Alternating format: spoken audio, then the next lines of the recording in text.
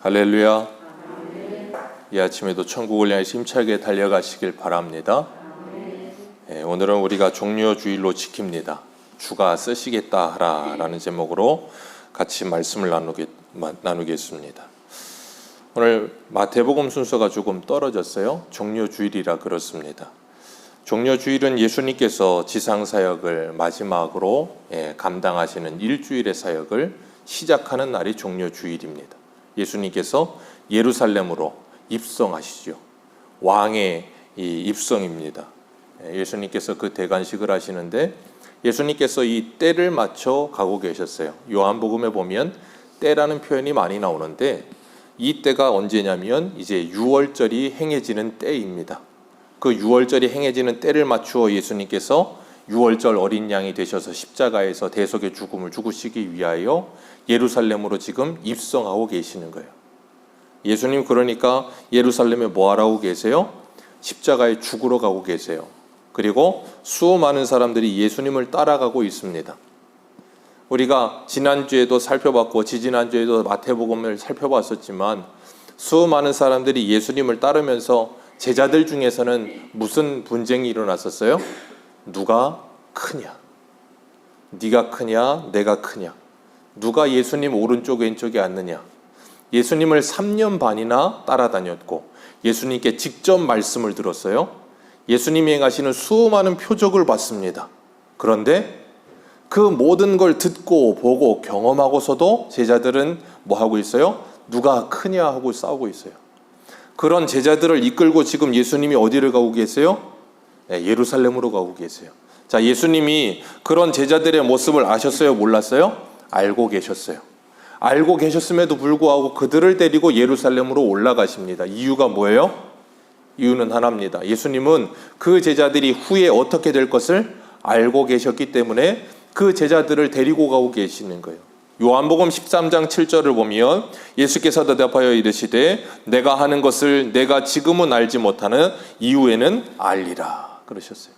내가 지금 하고 있는 이 세족식 너는 모른다. 그러나 후에는 알게 될 거다.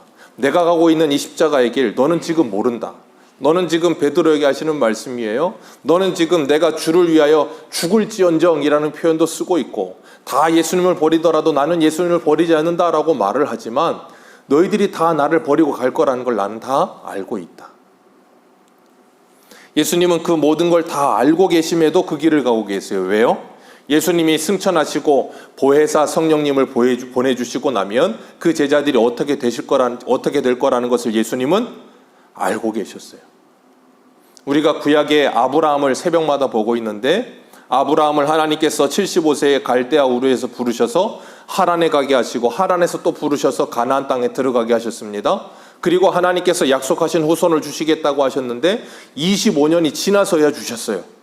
그 25년이라는 시간 동안 아브라함은 수많은 시행착오를 합니다. 하갈을 통해서 아들을 낳기도 하고 애굽 왕에게 가서 자기 아내를 누이라고 속이기도 하고 그랄 왕에게 가서 자기 아내를 누이라고 또 속이기도 하고 아브라함은 참 많은 우여곡절을 겪었어요. 25년이라는 시간 동안.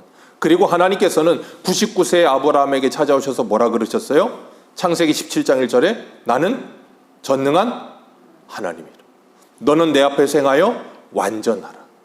그 말이 무엇인지를 아브라함에게 가르치시고 100세 되어 낳은 이삭을 하나님께서는 아브라함에게 바치게 하십니다. 그제서야 아브라함이 죽은 자 가운데서 살리시는 하나님, 없는 것 가운데서 있는 것을 만들어내시는 전능하신 하나님을 깨닫게 됐고 믿게 되고 난 후에야 하나님의 말씀에 순종하여 이삭을 하나님께 드리는 자가 되어졌어요. 그걸 제가 뭐라 그랬어요? 부활의 신앙이다 그랬습니다. 하나님께서는 그 전능하신 하나님께서 하나님의 사람들을 택하시면 포기하지 않으시고 끝까지 사랑하십니다. 끝까지 사랑하시며 그들을 붙들고 인도하시면서 그들에게 하나님의 말씀을 가르치셔서 그들로 하여금 하나님의 백성을 만들어내세요. 그걸 우리는 알파와 오메가의 하나님이라고 계시록에서 말씀하세요. 그 하나님의 열심히 여러분들을 포기하지 않으시고 반드시 하나님의 사람 만들어내실 줄 믿으시길 바랍니다. 그 하나님은 전능한 하나님이시며 우리의 아버지 하나님 되세요. 우리가 그 하나님을 믿는 순간 하나님은 우리를 영원히 책임지십니다. 그래서 우리의 구원은 안전한 거예요.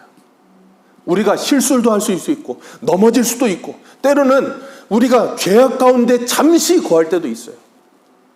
오래 가지 않아 잠시 거할 때도 있어요. 그러나 하나님은 그 모든 것을 허용하시면서도 하나님께서는 하나님의 이름의 영광이 땅에 떨어지는 것을 경험하시면서도 하나님의 백성들을 하나님의 자녀로 만들어 가시더라는 거예요. 우리가 그 모습을 보게 될 때 오늘도 주님께서 우리를 부르시는 그 음성을 듣게 될 줄로 믿습니다. 오늘 1절 말씀을 보면 그들이 예루살렘에 가까이 가서 감람산 벳박에 이르렀다 그랬습니다. 감람산 벳박에 그랬는데 이 평행구절로 누가복음 19장 29절을 보면 벳박에와 베다니에 가까이 가셨다 그렇게 말씀하고 있어요. 이 벳박에와 베다니라는 이름의 뜻이 좀 우리에게 주는 의미가 있는데 벳박에라는 뜻은 익지 않은 무화과들의 집이라는 뜻이에요. 익지 않은 무화과들의 집. 무화과는 원래 2번 익습니다. 처음에 무화과가 익었을 때는 그게 상품성이었기 때문에 굉장히 이게 뭐 팔지도 못하고 그렇다고 그걸 따내야 테헤나라고 하는 이 좋은 열매가 맺혀지는데 그걸 가지려면 그걸 다 따내야 돼요. 그런데 그걸 따려면 또 돈 들어가고 그러니까 어떻게 하는가 하면 이 먹을 것이 없는 우리나라로 예전에 우리나라로 치자면 보릿고개를 지나가는 그 상황에 있을 때 너무나도 가난한 사람들에게 그걸 아무런 돈도 받지 않고 무료로 따먹을 수 있게 해줬어요. 그러니까 배고픈 사람들에게는 그것이 먹을 것이 되고 그리고 무화과 주인들에게는 그것을 자동으로 따게 되니까 일석이조가 되는 거예요. 그렇기 때문에 그 무화과 열매를 따먹는 일이 일어나는 거예요. 그래서 예수님께서 예루살렘 성전에 올라가셨을 때 그 무화과 나무를 보고 뭐 하셨어요? 저주하셨잖아요. 왜 저주하셨는가 하면 원래 맺혀져야 될 상품성이 없는 그 처음 맺혀져야 될 그 무화과 열매가 맺혀져 있지 않은 거예요. 그것마저도 없는 그 모습을 보면서 예수님께서 그 무화과 나무를 저주하신 겁니다. 그게 뭘 의미하는가 하면 그 당시에 예루살렘의 실정이 그러했다는 걸 보여주고 계시는 거예요. 하나님을 향한 올바른 지식이 없다 할지라도 예수 그리스도가 누군지를 모른다 할지라도 그들이 구약에서 율법에서부터 하나님이 말씀하셨던 그 내용이 무엇인지를 조금이라도 알았다면 이 정도는 아닐 텐데 하시는 거예요. 그래서 익지 않은 무화과 나무의 집이라는 뜻이고 그리고 베다니라는 뜻은 번민하는 자의 집, 슬퍼하는 자의 집이라는 뜻이에요. 벳박에와 베다니에 가까이 가셨을 때라는 표현 속에 그 두 지명의 뜻을 이어붙이자면 무화과 나무가 익지 않아서 슬퍼하는 자의 집이라는 뜻이에요. 무화과 나무가 익어야 되는데 익지 않는 거예요. 열매가 맺혀져야 되는데 맺혀져 있질 않은 거예요. 그 모습을 보시고 뭐 하신다고요? 슬퍼하였다. 그래서 예수님께서는 누가복음 19장에 보면 예루살렘으로 입성하시다가 그 예루살렘 성을 보시고서 뭐 하셨어요? 우셨어요. 왜 우셨습니까? 예루살렘 성이 원래의 기능을 하고 있어야 되는데 그 기능을 하지 못하고 있는 거예요. 주님께서는 성전 안에 들어가셔서 성전을 다 들러부시면서 뭐라 그러셨어요? 이 집은 만민이 기도하여야 할 집인데 너희들은 뭘 만들었다? 도둑의 소굴을 만들어버렸다. 성전이 성전의 기능을 잃어버렸다. 그러면 더 이상 성전은 필요해요? 필요하지 않아요? 아무 필요가 없어요. 그 모습을 보시면서 주님께서 울고 계셨던 거예요. 그 주님이 오늘도 예루살렘 성전을 바라보시듯 저와 여러분들의 성전을 바라보고 계신 줄 믿으시길 바랍니다. 그리고 주님께서 찾으시는 그 열매 맺혀 있어야 할 그 열매가 보이지 않는다면 주님께서 얼마나 슬퍼하시겠어요.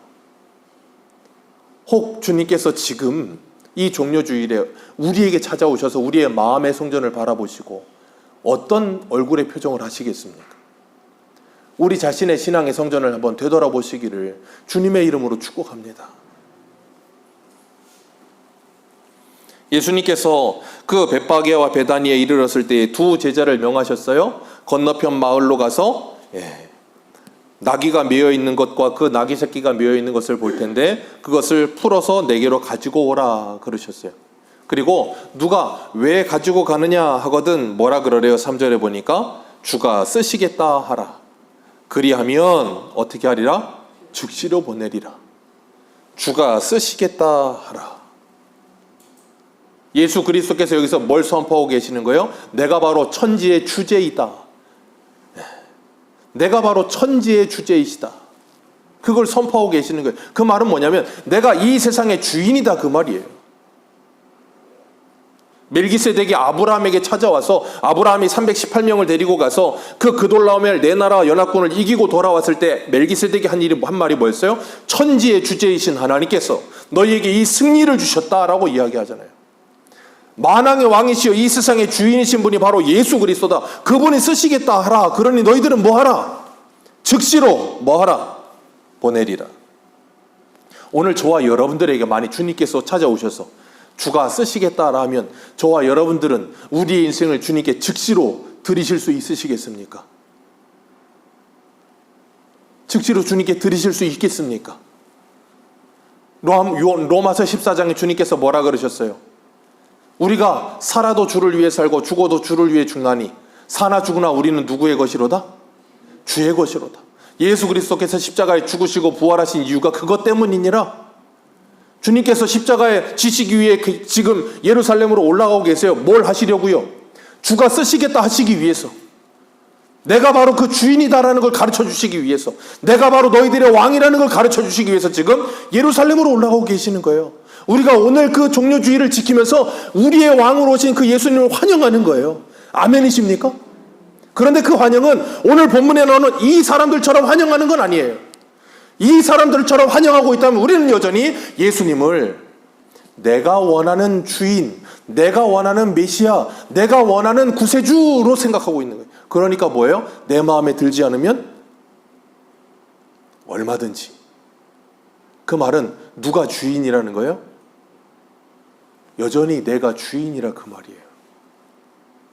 오늘 저와 여러분들은 이 종료주의를 맞이하여 정말 예수 그리스도가 여러분의 왕으로 등극하여 오셨습니까? 주님은 지금 예루살렘 성전에 왕으로 찾아오고 계신다니까요. 그 예수님을 정말로 여러분의 이 마음속의 성전에 왕으로 모시기를 주님의 이름으로 축복합니다. 그 주님을 여러분의 마음의 왕으로 모셔야 진정한 샬롬이 찾아와요. 진정한 평화가 찾아와요. 이 당시에는 팍스 로마나 들어보셨죠? 로마의 평화. 왜 로마의 평화가 찾아와요? 로마의 막강한 군사력 때문에, 힘과 권력 때문에 평화가 찾아와요. 이 세상은 그런 마키아벨리식의 그 군주론이 찾아와서 이 세상을 뒤덮고 있어요. 그래서 지금도 이 전 세계가 평화를 유지하고 있는 이유가 뭐예요? 미국의 천조국 때문에, 어마어마한 힘 때문에. 왜요? 누구 하나 거기에 대항했다면 어떻게 돼요? 먼지만 남고 다 사라져버리게 만들어요. 그 무시무시한 힘 때문에 아무 누구도 그 앞에 대항을 하지 못하는 거예요. 그건 거짓된 평화입니다. 그건 진정한 평화가 아니에요. 두려움 때문에 평화로운 척하는 거예요.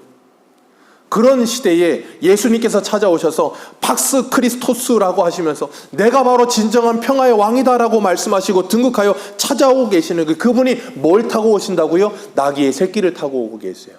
당시에 군대 장관들 아니면 왕들은 개선하여 들어올 때 뭘 했냐면 커다란 흰말을 타고 들어왔어요. 커다란 흰말을 타고 멋있고 의리의리한 모습으로 예루살렘 성전 안에 쑥 들어와야 되는데 예수님이 뭘 타고 와요? 나귀도 아니고 나귀 새끼를 타고 오고 계세요. 자, 생각해 보세요. 예루살렘 이스라엘 아이가 우리가 흔히 이야기하는 예수님 이 당시 나이가 몇 살이에요? 33살. 성인 남자입니다. 성인 남자가 나귀 새끼를 타요. 그러면 그 성인 남자의 발이 땅에 끌릴까요? 안 끌릴까요? 끌립니다. 당나귀도 아니고 나귀 새끼라니까요. 나귀 새끼를 타면 성인 남자의 다리가 끌려요. 그럼 예수님이 안 끌리려면 어떻게 해야 돼요? 다리를 접어야 돼요. 그런 상태로 성인 남자가 나귀 새끼를 타고 와요. 그러면 여러분들이 만약에 그 모습을 보면 어떨 것 같으세요? 얼마나 우습겠어요. 안 그렇습니까? 너무 우습고 너무나도 참 볼품없는 거예요. 그런데 예수님께서 그런 모습으로 커다란 흰말을 타고 어마어마한 군대를 이끌고 개선하여 들어오듯이 이 점령하기 위해 주둔군을 몰아내고 이기기 위해서 찾아오는 왕이 아니고 볼품없는 나귀 새끼 한 마리 타고서는 그걸 타고 쭉 오고 계시는 거예요. 예수님께서 왜 그렇게 오고 계세요? 하나님의 말씀을 이루시기 위해서요. 우리 한 군데만 읽어볼까요? 마태복음 조금 앞으로 가시면 말라기가 있고 그 앞에 스가랴가 있어요. 스가랴서 9장 9절을 한번 보겠습니다. 하나님께서 스가랴 선지자를 통하여 예언하셨던 말씀을 이루시기 위해 이렇게 오세요. 스가랴서 9장 9절.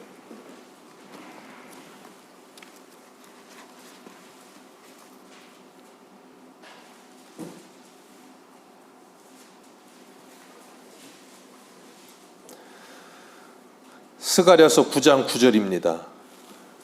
9절부터 12절까지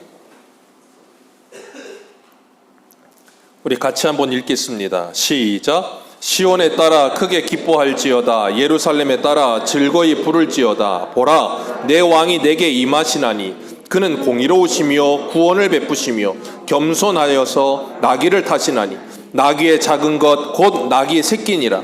내가 에브라임의 병거와 예루살렘의 말을 끊겠고 전쟁하는 활도 끊으리니 그가 이방 사람에게 화평을 전할 것이요 그의 통치는 바다에서 바다까지 이르고 유브라데 강에서 땅끝까지 이르리라. 또 너로 말할진대 내 언약의 피로 말미암아 내가 내 갇힌 자들을 물 없는 구덩이에서 놓아서 갇혀 있으나 소망을 품은 자들아 너희는 요새로 돌아올지어다. 내가 오늘도 이르노라. 내가 내게 갑절이나 갚을 것이라. 아멘. 이 하나님께서 스가랴 선지자를 통하여 말씀하셨던 이 말씀을 이루시기 위하여 예수님께서 지금 뭐하고 계세요? 나귀의 새끼를 타고 오고 계시는 거예요. 그 평화의 왕으로 오시는 그분이 오시면 하시는 일이 10절에 뭐래요? 에브라임의 병거와 예루살렘의 말을 끊어버리고 전쟁하는 활도 뭐하리라? 끊어버리래. 예수 그리스도께서 오시면 뭐가 사라질 것이라? 전쟁이 사라질 것이라. 그리고 뭐 할 것이라? 예수 그리스도 안에서 진정한 평화가 이루어질 것이라. 이 말씀이 어떤 말씀의 성취냐면 이사야 11장의 말씀의 성취예요. 메시아가 오시면 어떤 일이 일어난대요? 여호와의 동산에서 상함도 해됨도 없을 것이라. 물이 바다 덮음같이 여호와라는 식이 풍성해지면 어린아이가 독사굴에 손 놓고 장난쳐도 물지 않고 사자가 소와 같이 풀을 뜯으며 그 메시아의 나라가 이루어질 것이라. 그 메시아의 나라를 이루기 예수님께서 지금 뭐로 오실 것이라? 나귀를 타고 겸손의 왕으로 오실 것이라. 오셔서 뭐 하실 것이라? 모든 전쟁하는 것들을 다 끊어버릴 것이라. 그리고 물 없는 구덩이에 갇혀있는 그들을 뭐 하리라? 거기서 풀어주며 구원하여 주리라. 그게 뭐 하러 오시는 거라고요? 예수님께서 이 땅에 오신 목적이요. 예수 그리스도, 예수의 이름의 뜻이 뭐예요? 자기 백성을 저희 죄에서 구원할 자. 자기 백성을 저희 죄에서 구원할 자. 예수 그리스도는 우리를 죄에서 구원하시기 위해 이 땅에 오신 줄 믿으시길 바랍니다.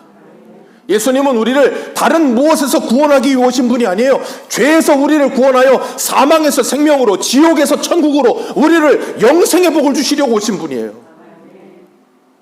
그렇기 때문에 예수 그리스도를 믿는 자들은 영원히 사는 줄 믿으시길 바랍니다. 영생의 복을 주셨다니까요.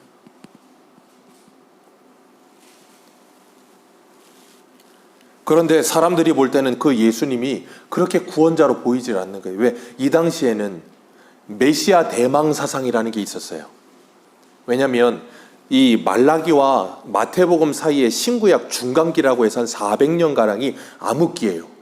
그 당시에는 예루살렘이 수없이 많은 모멸을 당하고 수없이 많은 침략을 당하고 수없이 많은 이 고통을 당했어요. 그러다 보니까 유대인들이 제발 메시아가 구약에 예언되진 그 메시아가 와서 우리를 좀 구원해 주옵소서라고 간절히 메시아를 기다렸어요. 그래서 그 당시에 메시아들이 좀 나타났었어요. 근데 예수님께서 찾아오셨어요. 뭐 하러 오셨어요? 내가 너희를 구원하러 왔다. 나는 이 땅에 왕으로 왔다라고 말씀하시는 게, 그러니까 이 사람들이 뭐 하겠어요? 그래, 드디어 우리가 기다리던 그 메시아가 왔구나. 저 노마를 물어내고 우리에게 자유를 주며 우리에게 모세와 같이 떡을 주며 다윗과 같이 막강한 나라를 만들어서 어느 누구도 이스라엘을 범접하지 못하는 그런 메시아가 왔구나. 그리고 뭐예요? 호산나, 다윗의 자손이요, 우리를 구원하소서. 그렇게 외치고 있는 거예요. 그런데 그분이 뭘 타고 있어요? 나귀 새끼를 타고 있어요. 그러니 그 옆에서 그걸 지켜보고 있는 믿지 않는 사람들의 입장에선 예수님을 그렇게라도 믿는 사람들 말고 그것도 믿지 않는 사람들의 입장에서 어떻게 보여요? 굉장히 어설퍼 보이는 거예요. 그래서 사도 바울은 고린도전서 1장 18절에 이렇게 말해요. 십자가의 도가 멸망하는 자들에게는 미련한 것이요 구원을 받는 우리에게는 하나님의 능력이라. 오늘날도 예수 그리스도가 이 땅에 찾아오셨는데도 불구하고 이 세상의 사람들에게는 그 십자가의 도가 뭐하다고요? 미련한 것으로 보이는 거예요. 생각해 보세요. 아니, 구원하러 왔고 왕으로 오셨다며 십자가에 죽어요. 그게 무슨 메시아예요? 그런 메시아가 어디 있어요? 우리를 구원하려면 좀 이 어려운 경제 속에서 우리를 구원하든가, 이 혼란한 세상에서 우리를 구원하시든가, 아니면 우리나라를 이 전 세계를 압도하는 엄청난 강대국을 만들어 주시든가, 그런 예수를 기다리는데, 예수님은 그런 거 하러 오신 분이 아니라는 거예요. 그리고 그런 걸 원하는 사람들의 모든 소망을 다 끊어버려. 말도 끊어버리고 병거도 끊어버리고 전쟁하는 활도 끊어버리고. 예수님께서 다윗에게 하신 말씀이 뭐였어요? 너희는 전쟁에서 이기면 뭐해라? 병거를 불사르고 말의 뒷발에 힘줄을 끊어버려라. 그 말은 뭐예요? 너 전쟁은 하나님께 달린 거지 말과 병거의 많고 적음에 달린 게 아니다 라고 말씀하시는 거예요. 다윗은 그래서 가는 곳마다 이겼고, 이기는 곳마다 가서 뭐 했어요? 병거와 말의 뒷발을 다 끊어버렸어요. 하나님의 말씀에 순종하여 하나님이 이기게 하시지 내가 이기는 게 아니다라는 걸 고백했어요. 믿음의 고백을. 그 주님은 오늘도 우리에게 왕으로 찾아오셔서 우리에게 오셔서 뭐하고 계시냐면 우리의 말과 병과 힘줄을 끊어버려라, 그 말씀하시는 거예요. 너희들이 힘이라고 믿고 살고 있는 것들, 너희들의 삶의 기반이라고 믿고 너희들을 구원해 줄 거라 믿고 있는 그 모든 것들을 끊어버려라, 그 말이에요. 그 말은 뭐예요? 그거 다 버려라는 말이에요? 아니죠. 그거 의지하지 말아라. 누구를 의지하라는 거예요? 예수 그리스도를 의지하라는 거예요. 근데 사람들은 그게 잘 안 돼. 요한복음 6장을 보세요. 예수님께서 오셔서 오병이어의 표적을 보여주셨을 때 사람들이 어떻게 했습니까? 예수님을 억지로 임금 삼으려고 하잖아요. 왜? 내가 원하는 분이야. 내가 원하는 메시아야. 근데 그분은 우리가 원하는 걸 주러 오시지 않았어. 그러니까 호산나 다윗의 자손이여 우리를 구원하소서 하던 이 사람들이 나중에 일주일 지나서는 뭘 해요? 십자가에 못 박아라. 십자가에 못 박아라. 왜요? 내가 원하는 메시아는 아니다. 나는 그런 메시아 필요 없다. 다른 메시아 다오. 그러고 있는 거예요. 오늘 우리는 예수님을 믿는데 그렇게 믿지는 않습니까? 내가 원하는 예수님, 내가 원하는 기독교, 내가 원하는 하나님이어야 되는데 내 계획과 내 뜻과 내 길은 이루어지질 않고 그것과 전혀 상관없는 것으로 나를 자꾸 몰고 가시는 하나님을 볼 때면, 그런 예수님을 볼 때면 막 짜증나고 화나고 막 열이 받지 않으십니까? 교회에 찾아왔으면, 내가 교회에 찾아왔고 그리고 봉사도 얼마만큼 했고 내가 교회에 와서 얼마만큼 내가 헌신도 했고 내가 헌금도 좀 했고 그랬으면 적어도 주님께서는 면목이 있으시다면 내 기도 한 번은 들어줘야 되는 거 아닙니까? 내가 바라는 무엇인가 하나를 해줘야 되는 거 아닙니까? 그런데 우리 주님은 그런 걸 하러 오신 분이 아니에요. 그래서 세상 사람들이 보기에 십자가의 도는 미련한 거예요. 미련한 거. 세상 미련한 거예요. 그러나 우리에게는, 구원받은 우리에게는 하나님의 능력이에요. 하나님의 지혜라니까요. 그분만이 나의 메시아 되심을 믿는 거예요. 왜? 우리는 썩을 양식을 위해 주를 따르지 않고 썩지 않을 양식을 위해 주를 따르라 하신 그 주님의 말씀을 믿게 됐기 때문에 어떻게 해요? 성령이 오셔서 그걸 믿게 하신 거예요. 그리고 나서 우리에게 영생이 있다는 것이 믿어지고 나니까 이 땅에서부터 우리는 땅을 바라보지 않고 이제는 하늘을 바라보는 인생이 된 거예요. 그리고 그 예수님을 따라가기 시작하는 겁니다. 그게 바로 진정한 호산나예요. 진정한 호산나. 오늘 우리는 그 진정한 호산나를 부르게 된 줄로 믿으시길 바랍니다. 그렇다면 적어도 오늘부터 일주일간 이제 고난주간이 시작될 텐데 이 고난주간을 통과하시면서 여러분들이 우리 새서만교회 2023년 표어처럼 예수 그리스도를 집중적으로 바라보시기를 주님의 이름으로 축복합니다. 예수 그리스도를 깊이 생각하시기를 주님의 이름으로 축복합니다. 주님께서 겟세마네 동산에서 마지막 기도하셨던 나의 뜻대로 마옵시고 아버지의 뜻대로 하옵소서 하는 그 기도처럼 여러분들이 한 주만이라도 나의 모든 생각과 나의 모든 욕심을 내려놓고 주님, 주님의 뜻대로 하여 주옵소서. 주님이 쓰시겠다고 하면 내가 나귀가 되어 주님께 나를 드리겠습니다 라고 기도할 수 있는 한 주가 되기를 주님의 이름으로 축복합니다. 우리가 한 주만이라도 그렇게 기도하며 주님의 마음을 생각해 보며 주님이 왜 이 일을 하고 계시는지를 우리가 고민해 본다면 우리의 신앙은 반드시 변할 거예요. 반드시 변합니다. 그런데 그러지 않으면 우리의 신앙은 절대 변하지 않아요. 일평생 내가 원하는 메시아만을 찾아다니다 끝나요. 그걸 마태복음 7장에는 뭐라 그랬어요? 나더러 주여 주여 하는 자마다 다 내 아버지의 집에 들어갈 자시 아니요 내 아버지의 뜻대로 행하는 자라야 내 아버지의 집에 들어가느니라. 우리는 이 땅을 살아가면서 무엇을 즐기며 무엇을 바라보며 살고 계십니까? 여러분의 인생의 목적은 무엇입니까? 우리가 고난주간 한번 새소망교회가 이곳에 세워지고 나서 처음으로 고난주간 동안 저녁 금식을 한번 해보자고 지금 선포를 했어요. 일주일 금식 아니니까 걱정 마세요. 저녁만 금식하십시오. 약을 드시는 분이라면 어쩔 수 없지만 그렇지 않고 건강하신 분이라면 저녁만이라도 금식하시면서 예수 그리스도의 십자가의 고난을 한번 묵상할 수 있는 시간을 만들어 보시길 축복합니다. 그리고 나의 욕망과 나의 욕심을 좀 내려놓을 수 있게 되기를 주님의 이름으로 축복합니다. 우리 오늘 저녁에 말씀을 나눌 디모데전서 5장에 뭐라 그랬습니까? 향락을 즐거워하는 자들은 살았으나 죽은 자니라.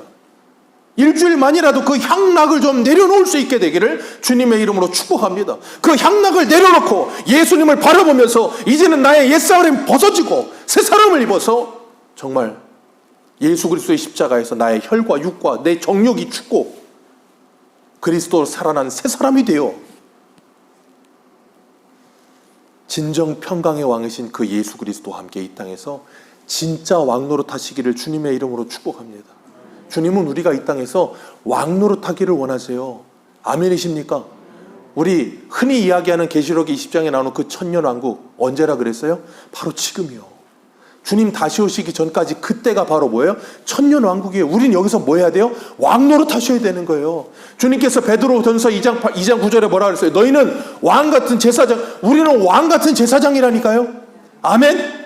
하나님이 우리를 이 세상의 피조세계의 종노릇 하지 않고 우리의 왕이신 하나님께 예수 그리스도께 복종하며 신명기 17장에 이스라엘의 왕의 조건, 애굽에 내려가서 말 많이 가져오지 말고 돈 많이 챙기려고 들지 말고 여자 많이 가지려고 하지 말고 레위인이 가지고 있는 율법책을 증상할 일평생 그것을 읽고 배우며 그것을 따라 하나님을 경외하여서 네 백성들 위에 군림하려고 하지 말고 그들과 함께하라. 이스라엘의 왕은 하나님이 왕이심을 진정 믿는 사람이 이스라엘의 왕이다 라고 말씀하시는 거예요. 우리가 이 땅에 왕같은 제사장으로 산다는 건 우리를 짓누르고 있던 모든 쾌락적인 모든 것들이 이제는 다 벗어지고 주님이 우리의 왕이 되셔서 그 주님의 통치를 받는 거예요. 그게 진짜 행복이라니까요. 그게 진정한 행복이에요. 여러분이 누리고 살던 잘못된 행복들, 여러분에게 주던 잘못된 쾌락들을 다 끊어내시고 가정으로 돌아오시고 주님께로 돌아오시고 교회로 돌아오시길 주님의 이름으로 축복합니다. 그러면 그때부터 진짜 행복이 시작돼요. 주님은 우리에게 그거 해주시려고 오셨다니까요 지금. 근데 사람들은 그걸 원하질 않아. 내가 그동안 누리고 있던 쾌락 더 누리게 해주고 내가 그동안 가지고 있던 돈 더 많이 주고 내가 그동안 찾던 그 무엇을 나에게 주기를 원해.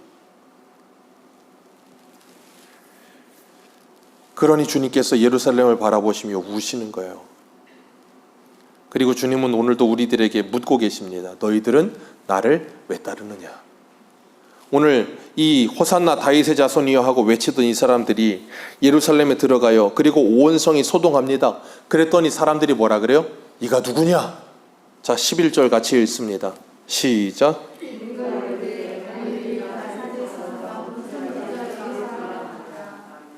이 사람들이 지금 소동하면서 막 호산나 다윗의 자손이여 우리를 구원하소서 하면서 좋아했어요. 그리고 나서 예루살렘 성에 들어가서 사람들이 물었어요. 이가 누구냐? 그랬더니 뭐라 그랬다고요? 갈릴리 나사렛에서 난 선지자 예수니라. 예수님께서 가이사랴 빌립보에서 그러셨죠. 사람들이 나를 누구라고 하더냐? 세례 요한, 엘리야, 예레미야라고 하던데요. 너희는 나를 누구라 하느냐? 그랬더니 베드로가 뭐라 그랬다고요? 마태복음 16장 16절에 주는 그리스도시요 살아계신 하나님의 아들이십니다. 여러분이 진정 그 고백과 함께 호산나를 부르시기를 주님의 이름으로 축복합니다. 예수님이 누구신지 진짜 알고 호산나를 부르시길 축복합니다. 예수 그리스도가 이 땅에 왜 오셨는지를 진짜 알고 호산나를 부르시기를 축복합니다. 안 그러면 여러분은 예수님을 일평생 따르면서 괴로움 속에 살게 될 거예요. 예수 그리스도가 누군지도 모르고 일평생 하나님과 함께하는 줄 알았는데 동상이몽하다 갈 거예요. 그런데 성령이 오시면 그 동상이몽이 아니라 이제는 같은 곳을 바라보고 같은 마음, 같은 생각, 같은 뜻을 품고 주님의 마음을 가지고 살게끔 주님께서 우리 안에서 하나님의 소원과 뜻을 부어주시면서 살게 하신다니까요. 그리고 나면 즐거워져요. 시편의 110편인가요? 새벽의 이슬 같은 주의 청년들이 주님께 나오는데 어떻게 나온다고요? 즐거이 헌신하며 주님께 나와요. 기뻐하며 주님께 나와요. 왜? 재밌어요. 신앙생활이 기뻐져요. 이 광야와 같은 세상을 지나가는데 광야와 같은 세상에서도 때를 따라 돕는 하나님의 은혜를 경험하면서 할렐루야를 부르면서 찬송해요. 그래서 우리는 찬송가 부르잖아요. 그 어디나 하늘 나라. 정말 여러분들의 삶은 그 어디나 하늘나라십니까? 여러분들 몸 하나 누일 수 있는 집만 있어도 정말 하늘나라십니까? 아파트 50평 없으면 하늘나라 아니잖아요. 편한 세상에 안 살면 하늘나라 아니잖아요. 내에 살면 하늘나라 아니잖아요. 저는 내가 뭔지 몰랐어요. 내가 뭔 줄 아세요? 영어 LH가 내래요. LH 아파트 살면 내에 산대요. 초등학교 애들이 그렇게 부른대요. 저희 큰애가 2학년 때 아직도 잊어먹지 않아요. 큰아이 친구 남자아이 하나 여자아이를 차에 태웠어요. 남자아이가 차에 타자마자 저에게 물었어요. 아저씨, 이 차는 무슨 차예요? 이 차 자동차지. 이 차는 외국 차예요? 외국 차야. 그랬어요. 우리 엄마는 BMW 타는데. 그랬더니 그 옆에 탔던 여자아이가 그래요? 우리 엄마가 그래서 BMW는 불난데 우리 집은 산발이야. 그래서 저도 그랬어요. 우리 집도 외제차야. 초등학교 2학년이 산발이나 BMW는 타야 하늘나라 아닙니까? 우리는 이 땅에서 뭘 생각하며 살고 계십니까? 왜 교회 다니세요? 왜 주일날 이렇게 좋은 날씨에 벚꽃도 요즘 폈더라고. 이제 다음 주면 만개한대요. 벚꽃도 화창하게 피고 날씨도 기가 막혀. 지금 20도 될 거야 아마. 겉옷도 안 입어도 될 만큼 좋은 날씨에, 이 좋은 날씨에 좋은 환경 볼 수 있는 데가 너무 많은데 왜 여기 와 앉아 계세요? 이유가 뭡니까? 우리가 거기에 대한 분명한 답이 없으시면 여러분은 일평생 고민만 하다 가실지도 몰라요. 그 분명한 답을 찾고 정말 예수 그리스도가 내 인생의 최고의 가치라는 게 믿어질 때 우리는 거기에 올인하는 거예요.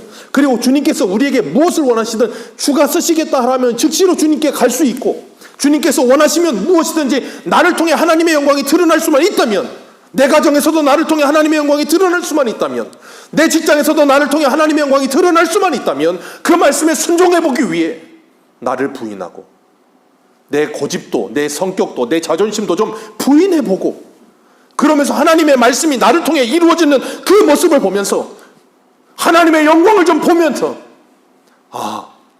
하나님께서는 나를 통해서 정말 이 땅에 하나님의 나라와 하나님의 뜻을 이루시려고 하는구나. 그 주님은 정말 나의 왕으로 오셨구나. 주님, 내가 이젠 내가 왕이 아니라 주님이 나의 왕 되심을 인정하며 살겠습니다. 고백하며 살아야 하지 않겠습니까? 그동안 어떻게 사셨든 중요하지 않아요. 주님은 뒤돌아보지 않으십니다. 오늘부터라도 내가 왕된 자리에서 이제는 내려오셔서 나의 왕으로 찾아오시는 그 예수 그리스도를 맞이하시기를 주님의 이름으로 축복합니다. 이가 누구냐? 이 질문에 여러분은 뭐라고 대답하시겠습니까? 그 대답을 찾으시고 정말 나의 왕, 나의 구주 되신 예수 그리스도만을 일평생 따르는 저와 여러분들 되시기를 주님의 이름으로 축복합니다. 기도하겠습니다.